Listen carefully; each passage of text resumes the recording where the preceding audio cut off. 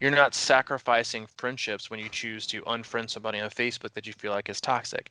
You don't feel like you're sacrificing a relationship by leaving someone who doesn't need to be with you because they're a detriment to your health. You're not sacrificing a job because you're leaving a company that treats you like crap, that is making you stressful and making you a worse spouse and a worse parent.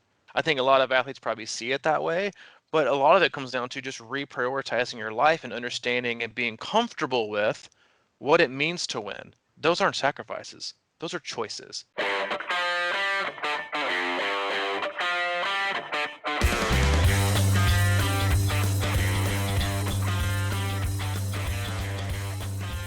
Here we go, buddy. Here we go, man. It is Thursday. It is May 21st, 2020, 10:07 a.m. Eastern Standard Time, 9:07 Central. Welcome aboard. Crushing Iron Podcast 375. 375, man. Today we are bringing it to you hard with the 98 ways you can become a faster transitioner. T1 and T2. 98 ways. Nah, I love it. Let's see if we can do it. well, we actually probably could. I think we could. I mean, I was kind of joking, obviously, but maybe we will hop into that after we introduce ourselves and what's going on. I think it might be fun for a second, because I think transition is kind of one of those weird areas where people kind of think they have it all together, and then they find themselves still in there for like 25 minutes looking for a shoe cover they can't find. I'm Um, crying. if Crying. it's And- Go ahead.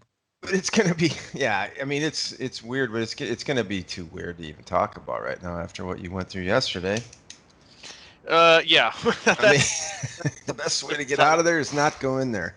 that's a whole different topic. Yesterday, or last night rather, we did our weekly Zoom call with all of our athletes, and I did a in-depth dive into the PDFs on the USA Triathlon website in terms of their kind of safe to return to sport guidelines, and then while those are important and kind of give you a kind of a general outline on what to expect, the real goodies are within the outlines and recommendations for the specific race directors. That's where you can get kind of the meat and potatoes. And so I went through those and read through all those as quickly as I could in my best micro machine voice, and did that. But yeah, who knows what it's going to look like? It's going to be crazy. You should have all the room you need. You shouldn't have to complain about somebody touching your bike rack or moving the Velcro strap on the front of your left shoe a little bit to the 38-degree angle, which you're not accustomed to, and that costs you 48 seconds in transition.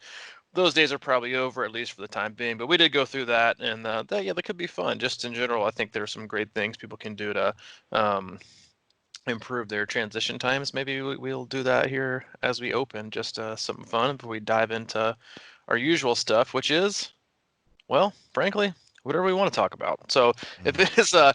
your first time tuning in, first off, we appreciate it. We know that you have a lot of options with all things, that not just podcasts and triathlon podcasts, but just how to spend your time. And the fact that you give us an opportunity and choose to listen to us is something that we very much appreciate. We cover all things triathlon, we cover all things life, how they intersect, how they complement each other, how they sometimes can take away. And Mike and I do our very best each and every podcast to go through some of our experiences, both as coaches and athletes, and also what we're going through personally, and some of our athletes are going through. And then on occasion, we will even go and kind of open it up and check the pulse of our community, which is on Facebook. You can search Crushing Iron Group and be a part of that. A lot of very experienced, very knowledgeable athletes in there, all the way from people who have never done a triathlon that are just trying to figure out what this crazy sport is all about, and then you've got all the way up to athletes that have won Ironman titles. So we have everyone in between. It's a very open and welcoming place. You won't get any harsh negative criticism or overloaded sarcasm making you feel stupid, because if those people have existed in our groups, they are long gone. Because I have a short leash when it comes to stuff like that. I So like that overloaded sarcasm. yeah, overloaded to me, because I mean, There's let's a be honest. bit. And that's fine. And I feel I feel some level of sarcasm is pleasant and suggestive. But yeah, hop in there, and if we can at least help you navigate your triathlon life in just a little bit better of a way, then we'll appreciate it. I haven't before I toss things over to you, I haven't had a chance to forward you this email yet, but I wanted to give you a small little excerpt from a ginormous email I got from a gentleman we'll call Cold Stone Steve Austin. And he'll know who I'm talking about. But his last paragraph, because if I read the whole thing, we would have to end the podcast. He said, yeah, he said, thank you.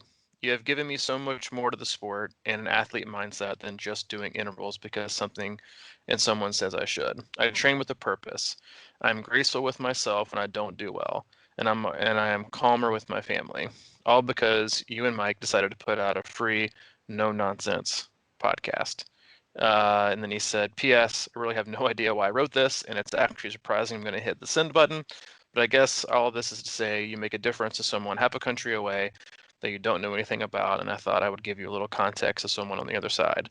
Um, I'll forward this to the rest of you, but it's a very good read, and to be honest, like while reviews are helpful for the podcast in general, even though we don't create any direct revenue from it, via sponsors and ads and commercials and all that kind of fun stuff other people do, it does help drive more people to our community, which is at the heart of what we're trying to push in terms of growing the sport of triathlon in a positive, happy, and healthy way. Those matter, but in terms of what makes and what drives you and I to do what we continue to do are hearing those kind of stories from athletes and people that they have found value beyond, as we were kind of, as I was kind of joking about, getting in that transition quicker, that they find value in what we are saying and what we are doing beyond just the sport of triathlon, because it does it while we think that triathlon takes up so much of our universe and it is such an important thing, and it's still such a very, very, very small part of who we are and what we do. And if we can do anything on, a twice a week routine that helps you with triathlon, but also helps you in all the other areas of your life, then you and I think could consider this just a massive success, at least in terms of how you and I think this thing should go. Yeah, it is. It's we talk about community a lot, and that really is what it all comes down to. It's sort of like-minded people finding their way together, and just being positive. And there's that, and then I since you said that, I've got a quick little thing I'm going to read here from a guy named Greg who just came into the Facebook group, and we asked the question, "What do you like about the podcast?" And that's just sort of the preliminary question that we want to see what you think. And he said, "I've listened. I've learned more in the last couple of months of listening to the podcast than I have in months of online forums and chats." So I think there's that real, both balance we like to create with the good information, and we talk about real stuff and real things that happen in life and triathlon, and we've always done it. And you're right, we don't do any ads, and we're not trying to, sell this to Spotify like Joe Rogan did for $100 million, and sell it, but license it. And Good God. I know it was kind of crazy, and but we don't Not do that. that But we would be, not that we would yeah, we're object. not shutting that off, Right. dudes. So if anybody's out there wanting to, purchase and invest in a very mediocre, small sized podcast, That hey, has a get the ring, lot of baby. potential. Ring. So in our alternative is that we have started an online hub where we give all kinds of additional complementary, supplementary information, and it's just sort of our membership area. And it's been growing really fast, and there's been a lot of good stuff in there. And right now, you can pay what you want if you want to go in there for $9, $29, or $49, and that's through the end of September. And it's just sort of, and we're working on different things like creating interactive space with, kind of our own little social world, and with cool people like you see in C26 kits all over the place, and or shirts, and in the Facebook group and stuff like that. So that's out there. I just wanted to throw that out and let you know that I liked how you brought it yesterday. You came on that Zoomcast with your Aero helmet. I am, You're fired listen, up for, and he called it Ready to Race, or no, the Return to yeah, Racing. the title of the Zoom chat we did with all of our athletes was in that, and that's the other great thing about the online hub is that we do post all of our these weekly Zoom chats we have with our athletes in there. The only regret that I made a gigantic blunder was that I forgot to hit record early enough. And so people who weren't watching it live aren't going to be able to see me in my aero helmet and my race kit as I popped on the screen, which in my opinion is totally fine and probably encouraged. I was a little bit rushed coming on at 6 p.m. Because it took me like 35 minutes to saran wrap my entire torso with oil so I could fit into my tri kit. So I was running a little bit behind, but I did. It was a cat or a Zoom meeting we did called Return to Racing, because I do think races are going to start happening, and so I wanted our athletes to be as prepared as possible for those, and kind of go over the rules and what they're going to suggest, and then some of the bigger parts of it in terms of how to individually prepare, because I think a lot of athletes, and I don't want to go into this into detail for this podcast because frankly I feel like I just talked about it for an hour, and you can hop on the online hub and check it out, but racing is going to look significantly different for many of us for at least the next 6 to 8 months, if not longer. And I think a lot of that is going to be you're going to have to prepare yourself a lot differently than you have in the past, and not just in terms of how you look at racing from the time you show up at the venue to the time you cross the finish line, but also in your equipment choices, to how you prepare with your nutrition and your fueling, to are you going to be adequately able to and confident enough to change your own tires and take care of all your needs and not rely on so many other people to do different things. I think one of the lessons that I think a lot of us might learn the hard way is that for all the bemoaning and complaining that many athletes do about not feeling like they've gotten enough service, or they want more things from these races for all this money, well, you're about to miss a lot of it. Yeah, And all those things that you took for granted like from fans. like fans, like spectators, like not high-fiving people because you're in the zone, baby. I don't have time to high-five that 4-year-old with the sign that says slap here for energy because I'm in the zone. Now, it might be the first quarter mile of the marathon, but hey, I'm in the zone, baby. I don't have time to make that kid's day. Just from losing spectators to not from not having as many volunteers or any volunteers at certain aid stations, to packet pickup, to the expo, to you name it, it's going to change. From bike tech service to wanting somebody to pump up your tire because you don't really know how to or what psi it needs to be at. I'm telling you, the way that you're going to have to prepare is going to be, and has already been, whether you know it or not, has been altered greatly. And you need to become the most self-sufficient athlete possible. So I think a lot of people are gonna have a very rude awakening at their race when they think or not when they think, when they have probably realized that they have greatly underappreciated the amount of support and kind of handouts that we got at previous races. With as much as people complain about price gouging or prices being so expensive and why couldn't they do this, and I can't believe they ran out of this, and it's like, yeah, I mean, every business I think makes mistakes probably on a daily basis, but there's going to be a lot of simple things that I think we want to took for granted. And I think we're all learning that in general right now. There's going to be a lot of things we took for granted that are going to be highlighted in terms of things that we should now appreciate even further. Um, and that goes along with transition. Should we Should transition to suck on that. transition right now? should we trans? I'm gonna go. I'm gonna turn in my application on LinkedIn to WKRN Channel 2 and see if I can get a job interview here in the next few weeks. Oh, that would be fascinating. Mm. But hey, unless you have like some like riveting topic for us to dive into that's super deep, I mean, I do want to. We probably could add in a few little transition tips. I think that's actually been requested of us before, and we have not doing it.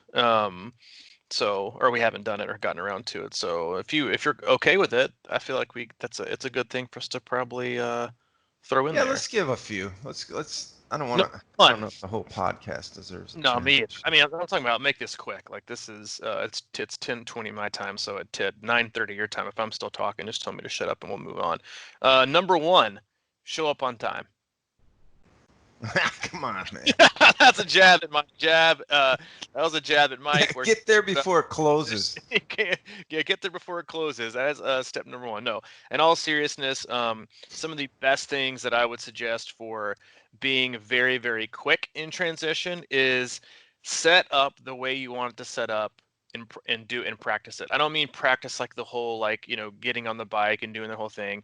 What I mean is find the most efficient way for you to get in and out of transition. One of the best things you can do, and this isn't allowed at all races, but it's allowed at quite a few.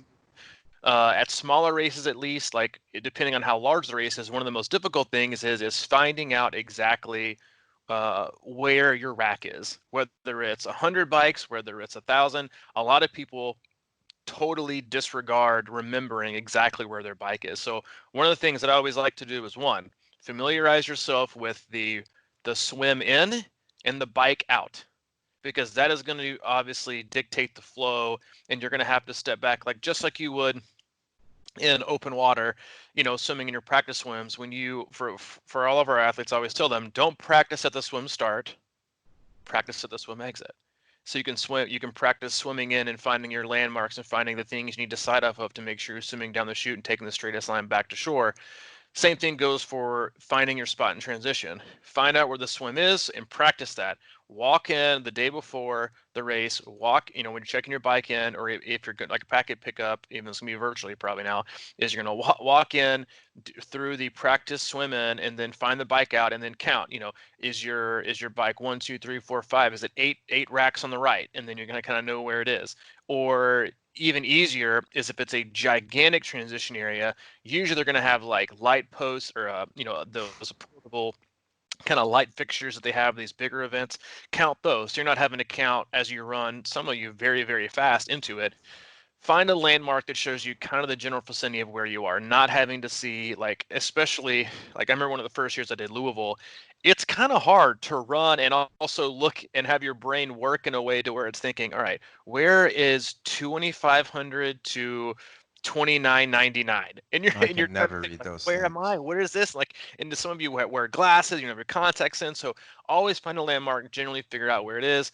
Another great thing you can do is, if you aren't at a big race, like I said, if you're at any 70.3 or smaller, have a very, very, very colorful towel to set your stuff on. It doesn't have to be anything you use. I always use like one of Hayden's like SpongeBob SquarePants towels that's just super bright and obnoxious, but all I have to look for is that. And I can even see it from like 4 or 5 racks away because I'm looking at the ground. I'm not looking up top because the ground really looks the same. And so if you just find like a towel that stands off, you'll know exactly where you're headed.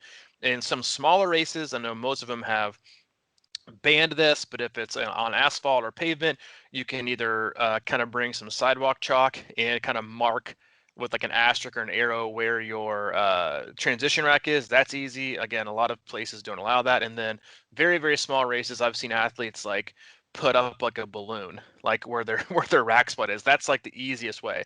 Yeah, Get in there. we're not gonna. Yeah, I wouldn't do that.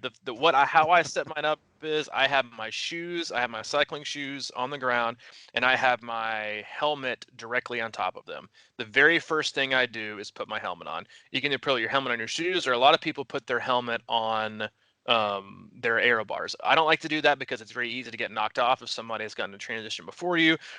They might swing their aero bars one way, and then your helmet's knocked off, and now it's not in the place you got it. Maybe your visor is knocked over, maybe it's dented, whatever. So I always run up to mine. The first thing I do is helmet on head, and then my shoes. Do everything in your power to not sit on your butt. You should not have to sit down in transition ever. Make it very simple. If you're going to wear sunglasses, I find it very, very advantageous to basically put your sunglasses inside your helmet. Make everything kind of in one central place. So sunglasses on, helmet on, bam, shoes, and I'm gone. I don't have to do anything else. One of the favorite things that I do like to do is I don't wear socks though when I bike, and never have, never will. I find it incredibly comfortable to not wear socks. So I don't have to worry about those. That I will set in, if I'm taking like an EFS gel flask, I will set it inside my bike shoe. That way I can, before I put my shoes on, I can grab that, take a swig of it, put it in my back pocket.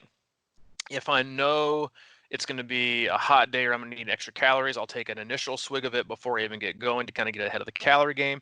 That's all you should really need for the bike. Everything else should be on board. You should have already synced your bike computer. Your tires should already be pumped up. Your bike computer should already be on, not off. It should already be on, and then you should be ready to roll. Same thing when you come back in. I would practice, the same thing for when you're getting ready to run. When you're coming back in the bike, practicing the bike in and the run out. Think about where your rack is. Where should it be? running for the transition part of the T2 is super simple in my opinion. Very, very simple. You bike in, you rack your bike, helmet off, shoes off, hat on your face, shoes immediately on, bye. Don't put on, because now you aren't required to put your race belt on with your race number on the bike. You don't have to do that anymore. So you can wait till the run. But I see a lot of people standing in transition trying to get their race belt on.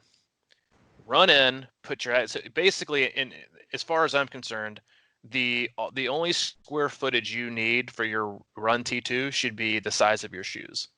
Your hat should go on top of it. Your sunglasses should be tucked into one of your shoes. Your gel should be in the other shoe, and your bib with your race belt should be either laying on top, like the forefront of your shoe, so it's not in the way. That should be the last thing that you do, and you should do it while you're running. So you get off the bike, you've racked your bike, helmet goes off, put it wherever you want to. Who really cares at that point? Sunglasses on your face, shoes on, visor while you're running, race belt while you're running, and get moving. It should not take you that long. So many of the things you can do because you're not holding a bike in your hand, you're not running funky with bike shoes, is to get in and out of T2 super fast. You should not spend light years in transition. Mm. 10:27, 3 minutes early. Oh, that was good. What else do you have besides showing up on time? Well, no, I think the one thing that just the overarching thing to me is just kind of simplify it, but it's going to be different this year because of stuff you talked about last year. You may have to be carrying more. There may be more of a complication involved with regard to, what you're going to be on, what's going to be on your body if there's not going to be as many aid stations or whatever the case. But if it's a normal race, which I hope they will soon be, I always like to think in terms of like, and I've learned this slowly, and it's taken a while to build confidence on this, but they've got what you need on the course, but Mm-hmm. I used to just kind of always stuff things in my kit and just in case. But as you get into this more, you realize that, if you need something that's usually at an aid station. So I think of that, and I try to keep it real lean, and do it's almost exactly what you said, just your shoes and your sunglasses, and that's about it. Last year, the one thing I did that I thought was really cool last year was that Chattanooga 70.3. It knew it was going to be a super hot day, and instead of using my backpack, I had this over the shoulder like cooler thing, so I brought little extra ice Mm. bags with it Mm-hmm. and use that, because normally you bring your backpack and set that along your stuff in the back Yep. there. So I brought this really kind of sleek, condensed cooler thing, and I brought some baggies with ice and put those in there, and I grabbed those. They were a little bit melted by the time I got to them on the run, but I put those in the back of my kit, Yep. so I had ice immediately running out of transition. I was really happy with that move because I also could grab it as I was going and suck on it or hold it in my hands or whatever as the day started. So, Ice is the most underrated part of any of all triathlon in terms of like what you can get and what you should bring and what you should have literally on hand is if you can leave an aid station with ice in your hand, keep it in your hand. We've discussed that before in terms of proven ways to keep your core temp down. Not only do you want ice all over your body, down your neck, if you just simply holding ice in your hand running from aid station to aid station, obviously it's going to melt, but that helps keep your core temp down, and that also helps keep your perceived effort down as well. Anytime you can do little things like that, but it's always, always, always, always better to have than to have not.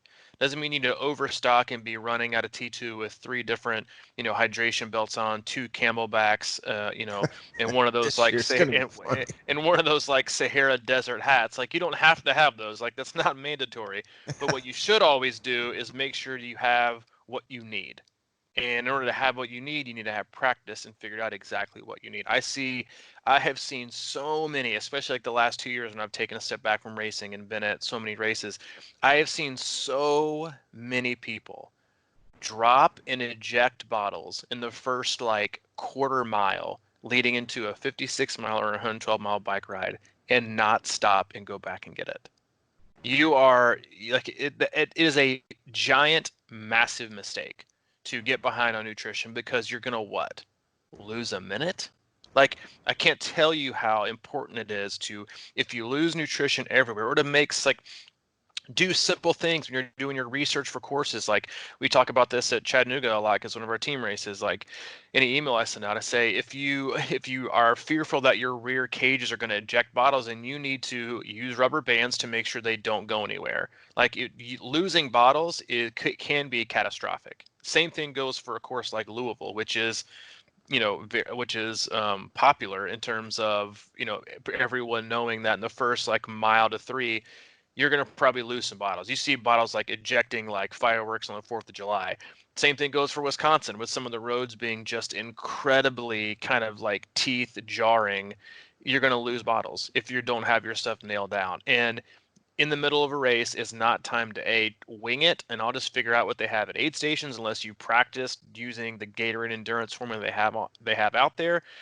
Now is not the time to do that. Go back and get it. Same thing goes with running out of T2. I've seen so many people like run out of T2, and they do this like hop step where they run out and then they look back and they think, I don't really need that gel that I told myself I had to have, because I'm going to lose 10 seconds. And then at mile 9, when they're like, I'm totally bonking, you wish you had it. They don't take up. You don't have to worry about it. Put it in your back pocket. If you need it, you need it. If you don't, you don't. But it's better to have it than to have not. Don't rely solely on every aid station having everything done perfectly for you. Same thing goes with how you want to navigate coming in and out of aid stations. You have to be aggressive, and you have to take care of yourself, and you have to make sure that every mile that you have something planned for everything. And so if you lose it, or you drop it, or you forget it, go back, get it, and make sure you're prepared. Mm, that's good. All right, I went over 3 minutes. All right, moving on. Moving on. What you got for me? Better Well, have something good, since you like totally deterred me from this zone I was in. no, you can probably slide back No, in. no, no, I'm good. Let's transition out of transitions. Um, well, I've got a minor confession to make. I wound up watching Last Dance with Michael Jordan. Oh, that's fine. Okay. I mean, I isn't didn't know that? if you wanted me to wait because we talked about waiting before, but the really, I mean, obviously there's a lot of people talking about it and it's pretty awesome, and but the question I just wanted to pose to you, because uh, he was such a competitive guy and had fuel for everything. He's Mm-hmm. just remarkable, really, how he lived and how like engaged in life he was. And the question that just kept popping through my mind was, what is winning? What is winning? I mean, in his Mm. case, it's so easy to articulate because he won 6 NBA titles. I mean, there's a scoreboard, right? When in sports, there's a scoreboard.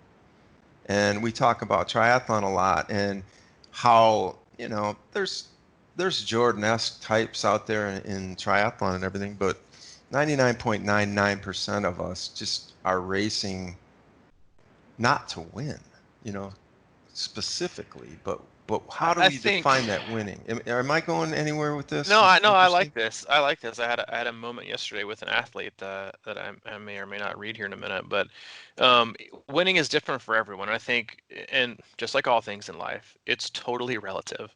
Like, one of the beefs you'll probably hear with people who aren't like, I think everyone respects, the greats of the greats of all time, and all the different sports, and how incredible they are with their performance. And I think we all define winning differently. But a lot of people would also say that Michael Jordan also just kind of seems like an overall prick, to a lot of people. That he never that he never seems really ever happy. He takes, at his ESPY awards, like he's taking jabs at people 20 years later. Like, so what really is winning? Is it all about titles, or is it all about money, or is it all about life and how truly happy you really are? And a lot of people would probably also say that he seems fairly grumpy, to be as successful. That could be, what he's probably a billionaire, I'm sure, that has done all the things that he's done. And you look at different people that have changed and become different things after performing really well in other sports, like the Michael Phelps comes to mind in terms of what does he consider winning. And one of our athletes posted an article that he did for ESPN, on mental health. That's good. The last it was incredible. And like you see a guy like that who is easily regarded, like it's not even really a debate, of the greatest swimmer of all time, and to have made as many mistakes as he made and be publicly vilified and then come back and be just as if not more successful, and to now be kind of crusading this battle of talking about his own recovery from alcoholism and also mental health and how he struggles. Like I would consider that like ultimate winning. It's how you impacting your not just your own life but other people's lives. And so I think it varies, and I think it requires a very hard, difficult look, because I really do believe that oftentimes what we consider or what we're going after is what we would consider a win. I feel like many of us likely miss true, meaningful, lasting wins, like many small wins that happen along the way that we just kind of fly by because we're not paying attention because we're so zeroed in on this major win. Mm. And I think that's one of the hardest things for us to do as athletes, and humans and people, is that we have these aspirations, we have these goals. Everyone has a goal, and everyone has they want to beat this race, they want to do this race, and they're not going to be their appetite for racing and performance is not going to be satiated until we've come to complete this. And while that type of laser focus is incredibly admirable, in a lot of ways and positive, it's also, I think, a double-edged sword in that you find yourself in that but category too much. Like we talk about with racing, is yeah, I did, man. I PR'd today by like 45 minutes. I feel like I had a really great day, but I definitely could have shaved off a few minutes here and there. It's like you went from, you're totally erasing the opportunity to be grateful and to a really absorbed moment. And so I think that what you consider winning, it probably changes over time, depending on your life and your circumstance. I know my version and kind of in my personal version of what I consider winning has changed dramatically, obviously in the last 2 years, and obviously in the last 3 or 4 years after having a son. And like they all change, and I think they're all personal. I don't think there is a wrong version of it, as long as you're kind of within the spirit of positive, winning and not winning at all costs and cheating, which that's other people are obsessed with winning, that they will cheat, they will sacrifice friendships, they will sacrifice relationships, they will take their credit cards to the max, all for just doing this. And you think that's not winning. Like that's sacrificing, like to the negative degree. Not this, well, you're just not willing to sacrifice enough and do it. Well, actually, my will to win might be the same as yours, but my will to win is about something that's all encompassing, not just around an event, not just around a race, not just around you know um, making the Forbes list or whatever it is. Like I think winning is a way of life. And I think that the more, I think athletes really need to get that across in terms of like what they like. It was one of the very first lessons I got as a coach, and I've always loved coaching. It is something that I've felt compelled to do. I feel like I was born to coach. I don't consider myself the greatest athlete by any stretch. I feel like I'm a much better coach than I am an athlete. It's something I truly love to do. But even as like my own personal life has changed over the last 5 to 10 years, like the reason that I love coaching and what I consider winning in coaching has nothing to do with how many athletes do this or even what my personal accolades are. It's what the athletes I work with are getting out of this experience. What are they gaining on and off the triathlon course? That is winning. And I know that that is not unique, but I also know that it is in a lot of ways in terms of a lot of coaches, and this goes for every sport. They're considered, I think you could take, the comparison of Dabo Sweeney and Nick Saban. Like they coach two very, very, very different ways. Nick Saban, the head coach for Alabama, and you can see this across all professional sports. You have coaches that are very much, this is my way or the highway. Like I am the ultimate authority. And while I'm sure Dabo Sweeney has that as head coach at Clemson, he is also very, very adamant and communicates this very clearly in his press conferences and his stuff with players, is that he like he truly loves his players and he wants the best. for them as people first, and then athletes second. And I also think that's why you're seeing a huge shift in those programs, but we won't get into that. But that's how I define winning as a coach is do I feel like I'm making a positive impact on an athlete in all the ways, in terms of how if they're competing great and they are performing awesome, but their life is a complete dumpster fire, and I could have, I obviously can't change that, but I can at least push them in a direction to have a better perspective, to have, be objective with things, to put their family first, to put relationships more important, to make sure they're taking care of themselves, making sure their body, making sure they're more grateful, about things, show themselves grace. Like that's what coaching is about. So that's winning as a coach to me, is being able to be a part of that total experience. And so I don't think there's a wrong answer to it. Again, as long as you're kind of within the sphere of doing something, it is, being a positive force on this earth that comes to winning.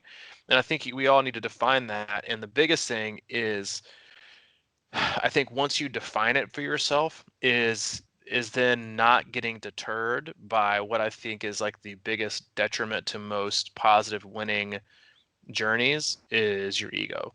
And I think our egos get in the way or distract us or cause us to detour on these paths that we're supposed to be on, and kind of just shift us more towards a what I want. And a lot of times what we want or we feel like we should do is more ego driven than it is what we truly want in our hearts. And I think that's a very I think it's a tough discussion that we all have to have, but I think it's a great one because I think right now, especially with athletes not being able to race near as much as they want to, that the ones that are so performance driven that need something to satisfy that appetite of proving themselves with performance are finding a struggle to maintain the consistency and the commitment because it needs to be rewarded and they need to feel wins. Whereas athletes that have reshaped their perspective with training and how everything complements each other and their perspective on life, their perspective on training, they're able to continue doing it because it's a part of what they do and who they are. Well, there's no question that, we're not wired like Michael Jordan. A lot of us have a little bit of that wiring, and it was interesting. There was a place in the documentary when he was watching videos of other players talking about him and what it was like to have him as a teammate, and how, they kind of were saying he wasn't the greatest guy to be on the team with, because he was always pushing people and always getting in their face and challenging them. And, he's a unique guy because I heard him described as the guy with the most athletic ability and the guy with the best grasp of fundamentals and understanding of the game. So he Mm-hmm. had both of the tools to, like both of the things that you need to be the greatest out. There's a lot of great fundamental people that don't have anywhere near his athleticism Mm-hmm. and vice versa. So he had it all, so, and his motive was to just push, push, push. And I don't know where that came from because I looked, they did a lot of childhood stuff with him and it didn't seem like, I don't know where he always had to create an advantage and everything like that. But anyway, he was watching his players talk about him and it wasn't the most pleasant thing, and it was obviously 20 some years later and he kind of broke down and he had to stop the interview. I mean, that was when, I think it was legit, but he started crying, so it's like that sacrifice is like, you have to make tremendous sacrifice to be at that level.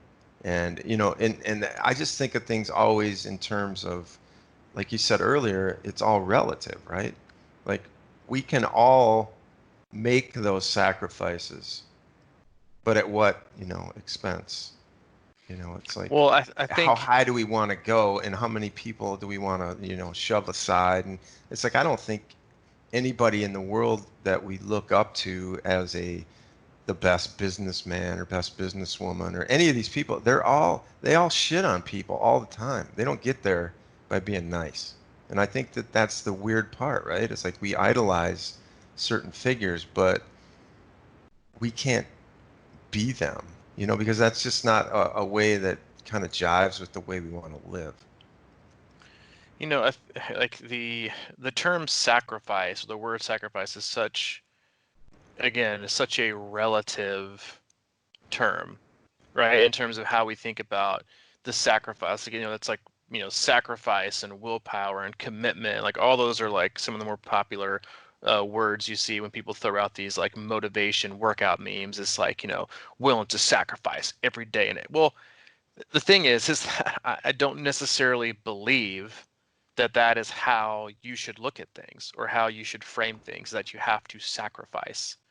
I think you make a choice to not do certain things or to not spend time doing certain things, not because you're having to make this like enormous decision. Like, let's be honest, we're training for endurance sports. Like, get a grip. We're not making life-altering sacrifices. Like, that's let's slave that word for something that's a little more significant. But when it comes to like choosing to what you want to do, like it's not that you're sacrificing anything. You're just choosing things that you want to partake in. You're not sacrificing friendships when you choose to unfriend somebody on Facebook that you feel like is toxic. You don't feel like you're sacrificing a relationship by leaving someone who doesn't need to be with you because they're a detriment to your health. You're not sacrificing a job because you're leaving a company that treats you like crap, that is making you stressful and making you a worse spouse and a worse parent. Those aren't sacrifices. Those are choices. And to me, those are positive choices. Those were considered plus choices to where you're adding more to your life than you are taking away. So the whole notion of like I'm sacrificing this, I'm sacrificing eating this, and like stop looking at it that way as a loss, as a severance, or something that you're getting rid of. Look at it as what I'm actually choosing to do is fill my life with more opportunities and more positive circumstances and scenarios that I'm willing to fill my life with because they bring me joy. They bring me, less stress. Like those are things that you do. It's not that and you shouldn't like, oh, I gotta sacrifice sleep to do this. No, you don't. Go to bed earlier. Like these are all choices that we have to make. Like it's no one's asking you to do these things. I think a lot of athletes probably see it that way, but a lot of it comes down to just reprioritizing your life and understanding and being comfortable with what it means to win and what you feel like your purpose is, and then make a choice because you can't have both. Like I had to come to this very same realization 2 years ago. As I feel like I was training and racing very, very, very well. I had like my 2 years ago, this last weekend, I was on the podium at Chattanooga 70.3, having one of the best seasons I've had ever at racing. And then the business is taking off, and I found myself, and Hayden was kind of getting a little bit older and like where he could move around and do things, and I found myself thinking, all right, well, my priorities have shifted. My will to win, my will to be successful, my competitive nature, the way that I want to live my life, and the things that I want to be very, very successful at, those desires and those feelings and those thoughts, those are all still there. They still permeate through everything that I do every day, but it's the end result and maybe the focus that has now shifted. And it went from my personal racing to how can I become a better coach? How can I do better for my athletes? How can I work with more people? How can I, do better at what I'm doing and help? How can I win at helping more people? It's still winning. It's just a different, in a different department. Like people, in my opinion, like people who are very, very successful, like if you're a boss or, whatever in business, like if you want to look for someone that's really, really good at what you want to hire, like look for someone who's really, really good at doing really anything, because you can teach them how to be successful at whatever it is you want. You want someone who's kind of a jack of all trades, can be really great. They're very, malleable. They can do all these things. Like, and that's what winning should be. It should be something that you're okay changing in terms of what you shouldn't stick with it. Because what happens is most athletes stick with something way too long, and then they figure out way too late that what they really wanted was, and what they do is they're not sacrificing. They're actually just they're letting go of the opportunity to be happy. And I think we do that a lot as athletes and as humans, as we are so stubborn at focusing on like this one thing that we committed to doing or that we told ourselves was a goal 2 years ago, and then our life happens and we are still holding on to something that a person that let's be honest, sometimes the person that made that decision is a person we are no longer in touch with.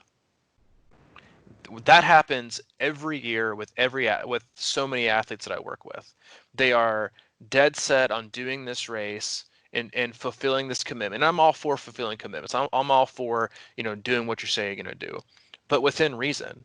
And I say that because a lot of times, I mean, as if we're all not learning this right now, like a whole lot of things can happen in 6 months, and a whole lot of things can happen in a Yeah, it's year. never been more You true to know, your it's philosophies, right. man. Like it's everything changes, and you can't predict. And so that person that committed to doing these things a year ago or 2 years ago, like you're basically trying to fulfill someone else's goal because your life is now different, your responsibilities are now different, your drive might be different, your will to win in a different area might be different. Like that was one of the biggest things that I learned when I was trying to, if you want to put this, trying to win at sobriety was one of the first lessons I had to learn that my sponsor like tried to like beat into my skull was that like so many people relapse in sobriety in the first few months in the first year or just in period, because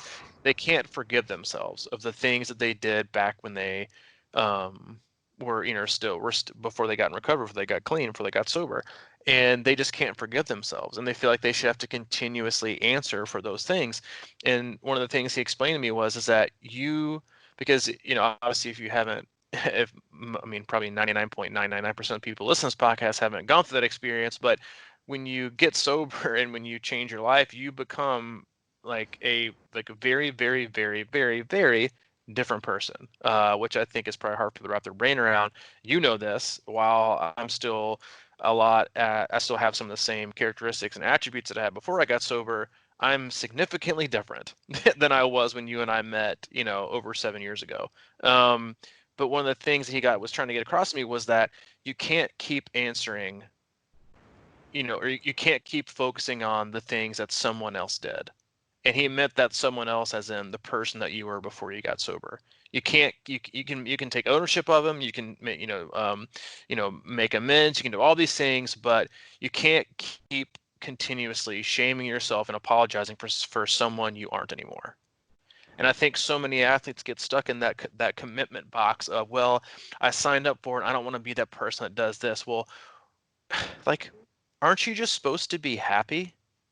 Like I think like happiness is one of the like if you see things that are posted on social media or you see what people are like focusing on or the 10 quickest ways to hear, it's never like the 10 quickest ways to be happy. It's like the 10 quickest ways to be successful, the 10 quickest ways to make $1 million, the 10 quickest way to lose weight. It's like I think we forget because of how life is now is that like you're just supposed to be happy. Like being happy is winning. Like that's it. And so if you look at your life and in a particular part of training isn't fitting in with your happiness, then be flexible and change it. You know, stick to just running or just swimming or move down from doing full distance short distance or decide to take a year off from racing and just train and relieve that stress from yourself. Like these are all huge things you have to kind of like think about, and like that's it. It's about winning every day and setting yourself up for success by winning, not having some goal that someone else made a year ago or 2 years ago. Like that doesn't mean you're committed. It just means you're stubborn and you don't get extra points for that.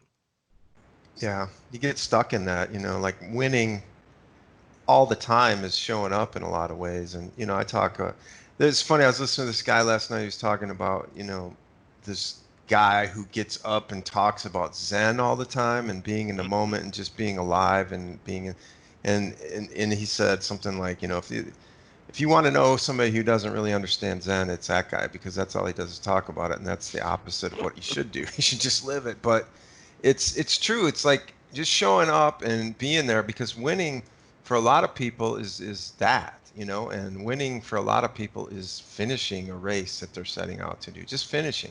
Other people have completely different perspectives on that, and I like to think of it in terms of just how do you get better, how do you appreciate what's going on and things like that. And it's not always easy to do. I struggle with that, and like sometimes that comes down to just trying to get better at one discipline or whatever it may be. And winning it's such a relative term, and how we go through that every day is something that we have to keep. I love what you're saying because it's just adjust it, because it's about being here today and being happy, really. And it's like this sport has so many ups and downs. It's just the nature of the beast. Sometimes it's like we always have to kind of keep an eye on our energy levels and moods and all these types of things. And I think if the pressure we can put on ourselves to chase that thing that somebody in our past, whoever we were at that time, has made up, it just sticks with us. It just kind of grinds away at us, and it's not even real anymore. I'm sure you still have that sometimes. It's sort of like the things we concocted back 7 or 8 years ago still pop in there sometimes, and you just have to kind of take a look at them and let them go away. And that's all part of meditation too. It's just sort of like, okay, that stuff still comes into my head, but it's not really relevant to what I want to be right now or who I am. Oh, and You just I have mean, to I think let it go. everyone has that. Yeah, as those you have those passing thoughts that were, you're because you were the same way for such a, at least for me, for such a long period of time. I still have like thoughts that come through, and I'm like, wait a minute, that's not me. Or like, Yeah. wait a minute, no, you shouldn't. Or it's like, wait, whoa, let's stop this. Like, you don't, things are so different. But yeah, I think we all still have those, and the same could be said, not like such a serious way. It's like that your version of winning should be all that matters. Who cares what anyone else thinks about what you consider winning and what you consider being happy? Like, it doesn't all have to be the same. It can look totally, totally different. Yet we've all come to this, we've all chosen, not all, but a lot of us have chosen to accept that winning is being the only person on top of the pedestal. Winning is only PRing every race. Winning is only doing an Ironman. Winning is only going to Kona. Winning is only doing, these big races every year. No, that's just not winning. That's just what you've chosen to do. Like, winning is totally different. Winning could be the person who finishes the race just before the midnight cutoff. Winning could be the person who sets a gigantic PR and goes to Kona. Winning could also be the guy who chose to stop and help somebody out on the bike course and cared nothing else about his personal result. Winning for him was just doing the right thing.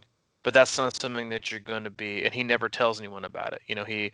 Um, it's not the guy who tips over tips at the restaurant and then tells everybody about it. That's just like that's his version of winning, is just doing the right thing no matter what, treating people with respect, treating people the way that they should be, being encouraging, being positive. Like, winning is a way of life. Winning isn't a singular result, because many people who think that winning is a singular result have so many more losses than you could ever imagine, because they're so zoned in and focused on just this one win or just this one accomplishment that will validate them as a human, that will make them feel like the greatest version of a triathlete they could ever be, or whatever it is. They're just waiting for that one moment, and along the way, they're totally missing all these other opportunities to feel good about themselves, to feel positive, to help people. Like, I'm not saying that people who are that driven can't be that way, but many of us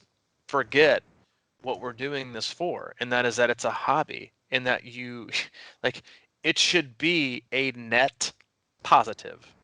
It should be a net positive in your life. If it is not a net positive, because that's the thing about people who have like the winning at all costs and go big or go home, or it's a PR, it's a fail, like then you're basically, you're literally, you're never going to have a net positive in life or in sports, because you're going to consider everything else a loss except for that one win. And that means your losses are always going to outweigh and outnumber the wins. You're always going to be figuring out why you weren't good enough, why you weren't fast enough, why you weren't able to do this, because you're chasing that one win. When winning is something that you can do every day. It's also something that it's losing is also something that you can do every day. And it's about what you learn. It's about, like I was making this this comment the other day to a person in Training Peaks, an athlete, that said, "Oh, well, I did terrible feeling today, lesson learned. What the hell was that? It's just a Um, video. I said, he said, well, lesson learned. And I said, well, no, not really. It's a mistake recognized. Like, just because everyone always says that, oh, well, lesson learned. That doesn't, no, nothing. Just because you recognized a mistake doesn't mean you learned a lesson. Learning a lesson means you're not going to do it again, or you're going to make sure that you really do your best to not do it again. Like, just because it's, oh, well, lesson learned, I got it. No, you just recognize you made a mistake. It's about doing things better the next time. And that's also winning. Winning isn't the absence of losing, in my opinion. It's about the focus and the determination and the consistency to just continue to try and be better at everything. You can lose. Like, there are a lot of days where I feel like I lose as a spouse, where I lose as a parent because I haven't done things the right way, or I need to improve more and do things better. Doesn't mean I'm a loser. At least it means I'm winning at trying to get better and trying to not be satisfied and seeing the overall big picture and just trying to be a positive, good parent and a good spouse. So I think that the whole mindset behind winning, to honestly is should be happiness and what drives you to be happy, because you see it all the time with, unfortunately, and it's incredibly sad that people who have this gigantic will to win that you would consider winners has succumbed to some of the most horrific, mental health issues. And obviously a lot of us have mental health issues, but everyone you see or you think is a winner, they're also a person.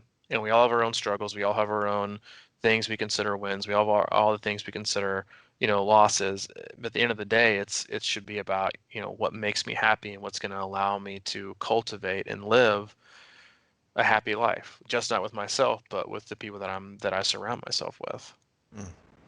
Yeah, there's one thing about Jordan that I'd like to point out because I mean, let's face it, we all want to perform well in races too. I mean, and I think that's fair that's what we do. We like to compete, we like to get out there and we like to show what we've done. My thing has always been, I like to think I'm a better game day guy than a practice player. I'm not really a big, I don't know. I've never really liked practice so much. That's it.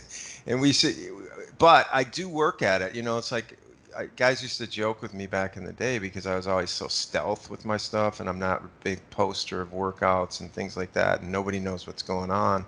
And I kind of take a little, I don't know, that kind of gives me a little jolt because I know that I'm working, and like when you think about Jordan, it was so funny because like every little they sort of replayed all the championship runs that he had over the 6 championships, and it was like every series he went into, they're like he had a motivation, right? And it was always this silly thing like, yeah, I walked out on game 2 against the Utah Jazz, and their coach George Carr, who I go back with way back to North Carolina, I thought we were friends. He walked right by me, he didn't say hi. And that's all I needed. That's what he'd say. He'd be like, and that's all I needed.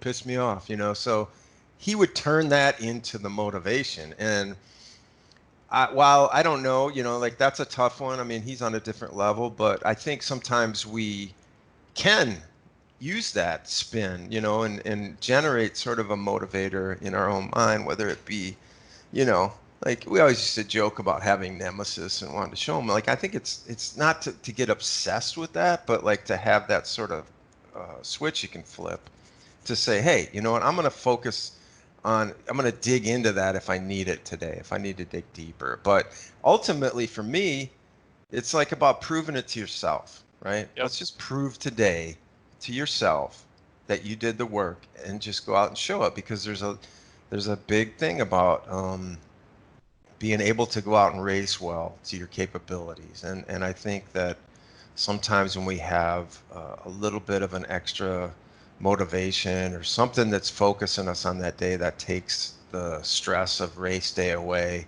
and can keep you kind of grounded. And I think that's really all that he was doing. It was sort of like, okay, getting the focus in, and it's sort of like somebody described him as Michael Jordan had all the skill in the world, all the talent, all the know-how, all that stuff. But the thing he had more than anything is he didn't live in the past. He was always in the moment and he was never afraid. So I think that's just a big part of this too, is that just getting into that spot, finding your zone on race day, and just, being the best that you know you can be, and whatever it takes to get there is up to you. And if you have to manipulate your thought a little bit, I don't think there's anything wrong with that. Yeah, I don't think so either. I don't think it should be the driving force. I Right. think, Yeah, if I that's mean, like an I obsession. think we all need that. Like, sometimes it should be like in your toolbox of, like, last resort, in my opinion. Like, because it comes down to like the the benefit or the comparison of like, am I out to prove you wrong or am I out to prove myself right?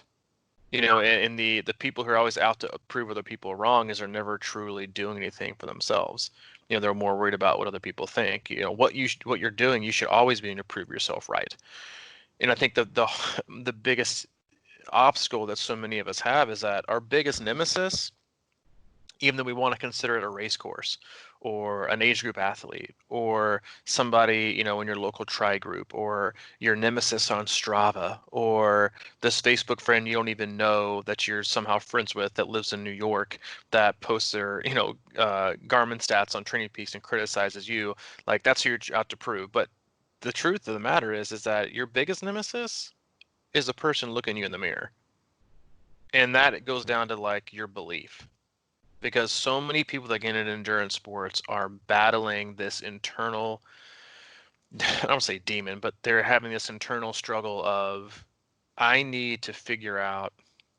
I think this was like we kind of referenced this in a couple podcasts ago. It's like you have the thoughts about yourself now, and they generated themselves because of things that have happened in your life, experiences that you have had, the way you were raised, the influence of your parents. All these things affect the way you see yourself. Do you see yourself as a success? Do you see yourself as a failure? Do you see yourself as a person who can overcome great things? Or do you see a person who wilts under pressure? Do you see a person who, is going to be successful no matter what? Or do you see a person who is always going to cut things short and self-sabotage? Like, those are the mind games that each athlete has to play against themselves. And that's why I think it's so important to make sure that you recognize and give yourself as many opportunities to consider anything a win, anything, because those create so many other opportunities to win even more. And the amount you can get of like the amount of wins from that will supersede even one giant loss. And so you got to create those opportunities. You got to reshape the way that you think and the way you see winning. A lot of days for me, just getting out and doing my run, regardless of what it says, is, guess what? A gigantic win. Like, honestly, like the way No that things have kidding, been, like, dude. it's just you do it, and I consider it a win. Not a, well, I had to have this pace day, so this was a loss. No, it's about like how many wins you can get. Like, and they can look any way, but that's what also makes you a winner, not one result. Winning is something that you do. It's not something that you achieve. Winning is something that you're able to do day in and day out all the time, and it can look totally different. It's the sum of the things that you do. It's not one instance. It's that's it. It's like that's how you should think of things. Set yourself up for success. Give yourself more opportunities. Show yourself some grace. Like that's what being a winner is all about. Is seeing the wins when everyone else sees losses. And if you can do that for yourself, you're going to find yourself being a happier athlete, a happier person in general. And you'll be in the sport for a much longer period of time, which will allow you to be more successful in the performance aspect of the sport. But don't be short-sighted and think that winning is only about the numbers on the clock. It's about, because we all know athletes that are incredibly talented and are incredibly athletic and achieve a lot of things, but you wouldn't want to sit down for a half a second and have a conversation with them because that's who they are. And then you also have other people that that are incredibly successful and incredibly talented and work super hard. And you're like, dude, that is awesome because they're also a super good person. You know, when the reality is we should kind of reframe it and say, man, that person's such an awesome guy.